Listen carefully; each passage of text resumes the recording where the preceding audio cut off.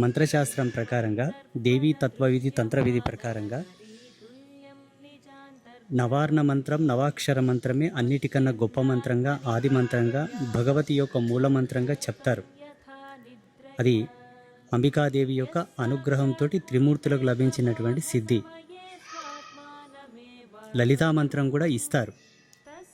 ప్రత్యేకమైనటువంటి విభాగంతో దానికి సంబంధించిన బీజ పంక్తిని అల్లిక చేసి లలితా మంత్రం కూడా ఇస్తారు. ఆ లలితా మంత్రాన్ని ఈసారి ఇవ్వబోతున్నాము. ఆసక్తి ఉన్నవాళ్ళు ఎవరైనా వచ్చి తీసుకోవచ్చు. మంత్రగ్రహణం చేసిన తర్వాత మీ ఇళ్ళకి వెళ్ళి మీరు కూడా చేసుకోవచ్చు.